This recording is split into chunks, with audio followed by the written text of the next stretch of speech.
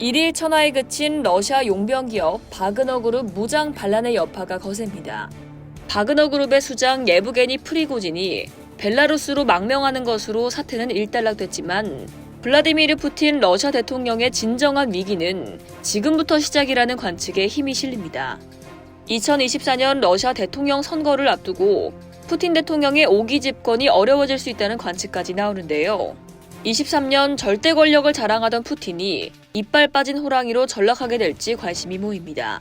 이번 반란이 우크라이나 전쟁에 미칠 영향에도 관심이 쏠리지만 서방 국가들이 촉각을 세우고 있는 건 다름 아닌 푸틴 대통령이 권력을 유지할 수 있을지 여부입니다. 러시아의 차기 대통령 선거는 2024년 3월 17일로 예정돼 있습니다. 러시아 상원은 올해 12월 대선 선거운동을 시작할 예정이며 푸틴 대통령도 출마할 계획인 것으로 알려졌습니다. 러시아 매체 코메르산트는 지난 1월 익명의 소식통을 인용해서 푸틴 대통령이 관계자들과 차기 대선을 위한 선거 캠프 구성을 논의하기 시작했다고 보도했습니다. 올해 70세인 푸틴 대통령은 2000년에서 2008년, 2012년에서 2018년을 거쳐서 2018년부터 7대 대통령으로 4선째 자리를 지키고 있습니다. 그가 2024년 대선에서 당선되면 84세가 되는 2036년까지 12년 더 집권할 수 있게 됩니다.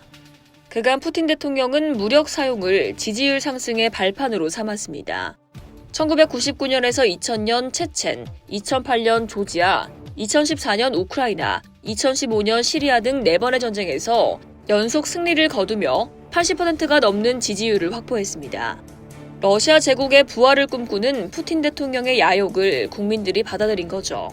그러나 2022년 우크라이나 침공은 푸틴 대통령의 23년 통치 중 가장 참담한 실수라는 평가가 지배적입니다. 이번 전쟁은 과거와 달리 러시아 국민들의 전폭적인 지지를 받고 있지 않은 데다가 젊은 층 사이에선 군 부분 동원령 등으로 거센 반발을 낳았습니다. 전쟁 17개월 만에 반란이 일어난 건 푸틴 대통령이 그래도 지금까지는 안보와 정치적 안정성을 제공해왔기 때문입니다. 그러나 이마저도 반란으로 무너지고 있는데요. 러시아의 엘리트들은 러시아 국가의 견고함과 정치적 안정에서 푸틴을 지지했지만 이번 사태로 인해 이 또한 안정적이지 않다는 것이 드러났기 때문입니다. 러시아 독립신문 네자비시마야 가제타의 편집자 콘스탄틴 렘추코프는 뉴욕타임즈 등 외신에 푸틴이 권력을 잡음으로써 안정을 제공하고 안보를 보장한다는 생각은 반란과 함께 대실패를 겪었다며 이제 엘리트들은 더 이상 안전하다고 느낄 수 없다는 걸 알게 됐다고 전했습니다. 이어 이제 모든 엘리트 그룹은 2024년 대통령 선거에 대해 생각하기 시작할 때라며 그들은 쿠데타 전까지 그랬던 것처럼 푸틴에게 의존해야 하는지 자문할 것이다. 아니면 좀 더 현대적인 방식으로 문제를 해결할 수 있는 새로운 사람을 생각할지도 모른다고 덧붙였습니다.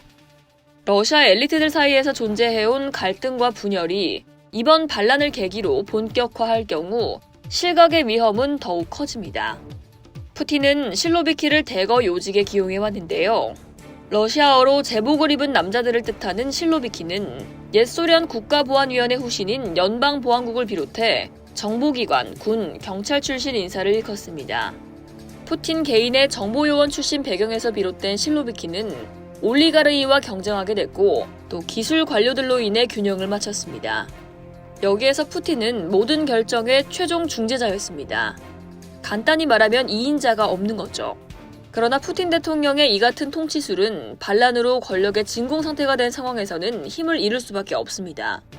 온라인 매체 더 컨버세이션은 이러한 정치 체제는 자신의 영향력과 권력을 유지하는 것이 목표인 평시에는 매우 효과적이지만 갈등이 임박하거나 완전한 전쟁의 시기에는 오히려 골칫거리가 될 수 있다고 분석했습니다.